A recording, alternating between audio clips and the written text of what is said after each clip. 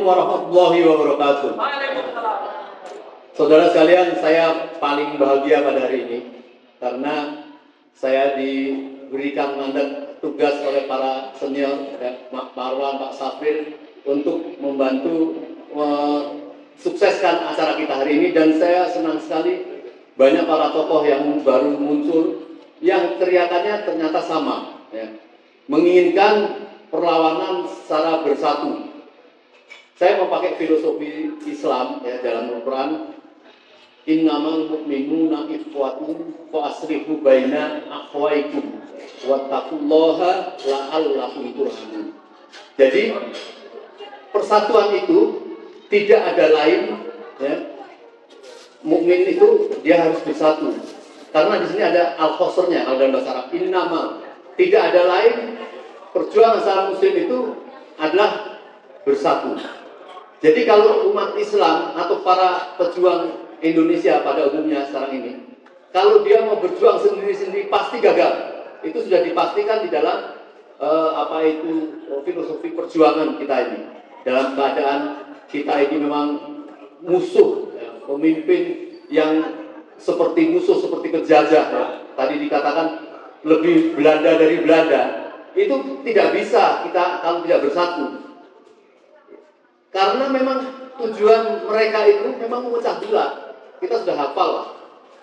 Memakai politik divide et impera, ya. Yang satu dipuja-puja, yang satu diangkat. Maka Allah mengatakan faslihu bainan akhwaikum. Maka satukanlah orang-orang di antara mereka kita yang akan melakukan perlawanan ini. Jangan sampai terjadi perselisihan. Wattaqullah, maka bertakwalah kepada Allah. Jadi artinya takwa di sini, kalau kita tidak bersatu, itu kita tidak bertakwa. Kita mau berjuang menyalahkan orang lain, ya, harus bersabar. Kalau kita jelas melihat musuh itu sudah jelas sosoknya, maka perjuangannya kita juga harus sabar terhadap orang-orang yang berselisih pada kita. Karena punya cita-cita yang sama. Kalau itu mukmin, kalau kita orang Indonesia yang mempunyai keberanian bersama, la'allakum turhamun, supaya kita mendapat rahmat. Bagi yang tidak bersatu, maka lepas dari rahmat Allah. Ini tadi saya katakan, saya senang semua pembicara menyatakan untuk jaga persatuan. Kesatuan itu adalah membuat gentar mereka. Ya, ini kita lihat, ya, teman-teman saudara-saudara kita yang sedang berjuang, ya, di PIK, ya, PSN PIK, itu tahu-tahu para rakyat yang di sana menyatu dengan orang-orang yang di pusat kelabakan, ya. Kemarin ada pengkhianat yang orang maskota itu, ya, kan. Mengapa saya katakan pengkhianat? Bagaimana mungkin dia sebagai pimpinan desa itu dia mengancam, menekan Pak Said Didu, kalau tidak minta maaf dalam seminggu ini akan saya buat menangis, katanya. Tapi setelah melihat persatuan umat ini, nggak ada kata lanjutan. Apa dia mengatakan itu? Jadi persatuan di antara kita ini sangat-sangat dibutuhkan, ya. Dasar kita untuk dijajah oleh Jokowi yang presiden penjajah itu sudah sama. Jadi kita sangat aneh ini kalau kita tidak mempunyai kesamaan untuk melakukan perlawanan kepada Jokowi. Jadi semua orang yang bergerombol di belakang dia itu jelas adalah pengkhianat yang ada keuntungan untuk mereka pribadi. Jadi kalau kita ingin menuntaskan perjuangan kita, maka tuntaskanlah persatuan kita untuk perlawanan kepada mereka. Ya. Allah sudah mengingatkan, wala tahinu wala tahzanu wa antumul a'launa in kuntum mu'minin. Jangan kau merasa kecil, jangan kau merasa sedih. Engkau itu tinggi in kuntum mu'minin, kalau benar-benar bertakwa. Kalau kita benar-benar betul-betul kita serius, ya. Kita tidak melakukan pengkhianatan, kita tidak melakukan gunjingan-gunjingan sama sahabat, mudah kuncinya. Maka Allah mengatakan juga dalam surat yang lain, wajahadu fina lanahdiyanahum subulana. Apabila kamu bersungguh-sungguh jihad di jalanku, subulana, maka aku akan berikan banyak jalan. Banyak jalan kita untuk menempuh kemenangan, untuk menghadapi pemimpin, untuk menghadapi pengkhianat yang dia tidak punya hati. Bagaimana kita harus menghormati para pejuang kita yang memerdekakan Indonesia dari sejengkal tanah penjajahan Belanda. Masa kita diam? Ini ada tanah kita, penduduk kita yang miskin, penduduk kita yang kecil, diinjak-injak, dihargai tanah dengan 30.000, kita diam saja. Maka orang Indonesia yang diam terhadap penjajahan seperti ini, kita mempertanyakan kecintaannya terhadap Indonesia. Maaf, pengusaha-pengusaha Taipan itu, apa jasanya terhadap Indonesia dalam kemerdekaan? Tidak ada. Mereka ingin memanfaatkan. Jadi kalau kita tidak melawan, ini kita tidak dapat pahala besar dan Allah mengecam. Karena jelas-jelas kita ini akan diancam persaudaraan kita. Kita akan menjadi sulit beribadah, melakukan perlawanan secara agama. Karena memang mereka ingin menghancurkan agama itu sendiri. Oleh karenanya, kalau orang mengatakan ini jangan omong-omong, enggak. Omong-omong seperti ini yang perlu, tetapi melakukan perlawanan di lapangan juga perlu. Pada setiap melakukan perlawanan ada evaluasi, ya, dan makin besar orang yang ikut bersama berjuang. Tidak ada apa-apa.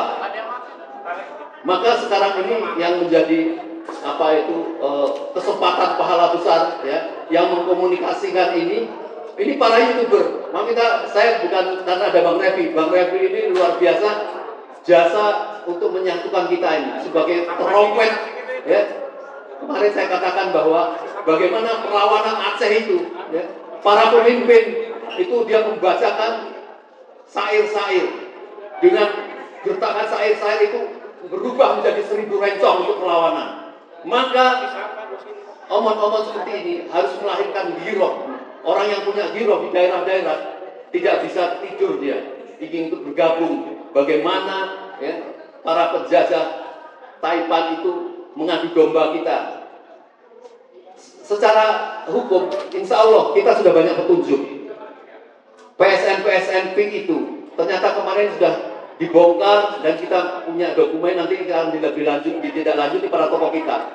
Ternyata PSN itu izinnya cuma 17550, 1755, dan sudah 1400 terdapat hutan mangrove. Ada cuma sedikit saja, 300 hak dari secara perizinan, kalaupun itu legal, itu cuma 300.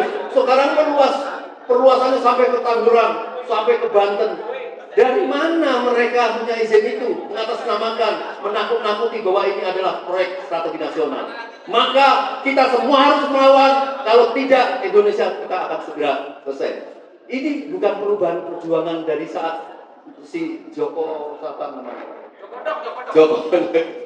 memimpin. Kita tahu, ya, kita tahu. Bukan tidak tahu tentang oligarki itu. Kita tahu. Tetapi kita ingin menuntut dia sebagai boneka yang memberikan karpet merah kepada para Taipan itu. Nah, sekarang dia sudah tidak ada. Kita sekarang berhadapan dari substansi penjajahan terhadap Indonesia, yaitu para oligarki yang menggunakan para kekuasaan, ya. Kemudian dia menggunakan penguasa memberikan guidance pembangunan seolah-olah. Jangan mau di sana bangun begini ini, setelah itu kemudian memintakan pemerintah untuk membangun infrastruktur. Emang pemerintah ini kacung untuk kemuliaan mereka. Saya curiga kepentingannya misalnya kereta cepat itu. Jangan-jangan itu nanti kenapa Meikarta itu masih kosong terus? Apa susahnya dari kereta api cepat itu dibuka pintu stasiun ke Meikarta? Jangan-jangan untuk persiapan mereka juga. Maka setiap yang dibangun oleh Jokowi kita harus curiga, dan pokoknya betul kita harus mendorong Prabowo untuk melepaskan pada menteri-menteri yang dipaksakan kepada dia. Itu mudah sekali kalau mereka melakukan kudeta kepada Prabowo, mau apa? Ya. Sudah ada menteri yang sudah jelas ketahuan kesalahannya, dicopot tapi tidak dikeluarkan, dijadikan menteri lagi. Ini kelihatan Pak Prabowo pasti dalam sandera yang kita harus dorong untuk supaya berani. Kalau tidak segera menunjukkan perlawanan kepada mereka, rakyat nanti akan kurang kepercayaan kepada Bapak Prabowo. Saya kira ini poin dari perjuangan-perjuangan kita ini harus segera diwujudkan untuk merubah kekuasaan politiknya di Damugi ini, untuk mengenyahkan, membersihkan dari para penjajah-penjajah. Assalamualaikum warahmatullahi wabarakatuh. Takbir!